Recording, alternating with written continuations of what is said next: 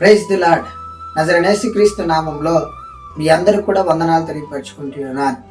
దేవుడిచ్చిన కృపను బట్టి, దేవుడి నడిపింపును బట్టి ఈ రోజున నేను మీ మధ్యలోకి వచ్చి ఉన్నాను. ప్రతిరోజు కూడా దేవుడు ఒక మాట తెలియపరుస్తూ మన జీవితంలో ఉన్న శ్రమలను బట్టి, బాధలను బట్టి, కష్టాలను బట్టి ఎంతగానో ధైర్యపరిచి ముందుకు నడిపిస్తూ ఉన్నాడు. అలాగే ఈ రోజును కూడా దేవుడు ఒక మాట తెలియపరచాలని ఎంతగానో ఆశిస్తూ నన్ను మీ మధ్యలోకి తీసుకొచ్చి ఉన్నాడు. ఈ రోజున దేవుడి వాక్యం ఒకసారి మనం చూసినట్లయితే కీర్తనల గ్రంథము 103వ అధ్యాయం 2వ వచనం.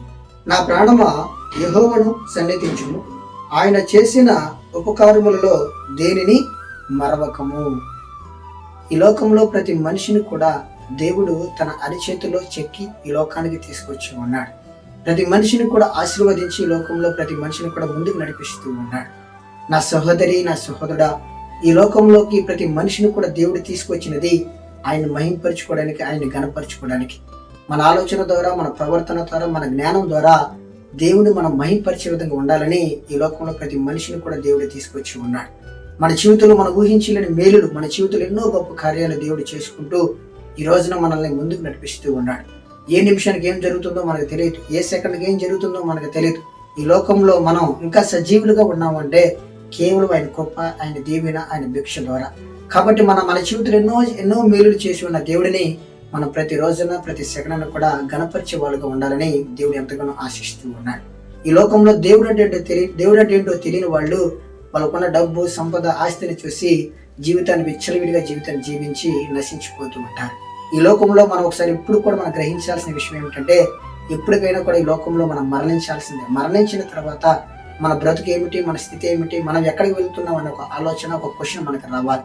ఈ లోకంలో ఎలా అయితే ఒక తల్లి, ఒక తండ్రి రేపు నేను మరణించిన తర్వాత నా కుమారుడికి ఇంత డబ్బు, ఇంత సంపద, ఇంత ఆస్తి కావాలని ఆశపడుతూ ఉంటామో, అలాగే రేపు మనం మరణించిన తర్వాత మనం ఎక్కడికి వెళ్తున్నాం అనే ఒక క్వశ్చన్ కూడా మనకు తెలియాలి.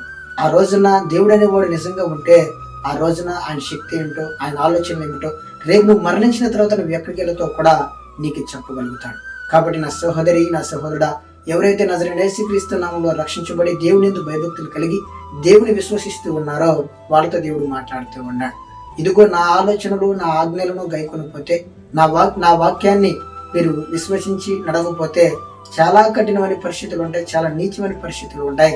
ఈ లోకంలో మీలాంటి మనుషులు నేను వాడుకొని ఎందుకు పనికిరాని వాళ్ళని కూడా గొప్ప వాళ్ళుగా నిలబెట్టి ఉన్నాను. దావీదు భక్తుడు మరి ఈ లోకంలో గొర్రెలు కాచుకునే కాపరిని నేను వాడుకుని గొప్పవాడిగా నిలబెట్టి ఈ లోకంలో సాక్షులుగా నేను నిలబెట్టి ఉన్నాడు. ఎన్నో శ్రమలలో, ఎన్నో ఇబ్బందులలో, ఎన్నో కష్టాలలో కూడా నన్ను మహింపరిచి, నన్ను గణపరిచి వాడిగా ఉన్నాడు. కాబట్టి ఈ రోజు నీ ప్రపంచానికి నేను పరిచయం చేసిన దేవాది దేవుడిని నేను. నా యందు విశ్వసించి, నా యందు నమ్మకం కలిగి నన్ను మహింపరిచి, నన్ను గణపరచగలిగితే నా శక్తి ఎలా ఉంటుందో, నా ఆలోచనలు ఎలా ఉంటాయో, నా తలంపులు ఎలా ఉంటాయో మీరు పర్సనల్గా ఎక్స్పీరియన్స్ చేయగలుగుతారు అని ఈ రోజున దేవుడు మనందరితో కూడా మాట్లాడుతూ ఉన్నాడు. నా సహోదరి, నా సహోదరుడా, ఈ రోజు వరకు మన జీవితంలో ఎన్నో మేలులు, ఎన్నో గొప్ప కార్యాలు దేవుడు చేసుకుంటూ తీసుకొచ్చి ఉన్నాడు. మనం ఊహించిన విధంగా దేవుడు మన జీవితాన్ని నడిపిస్తూ ఉన్నాడు.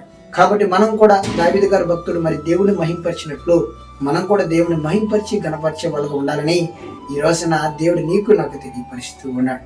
ఆమేన్.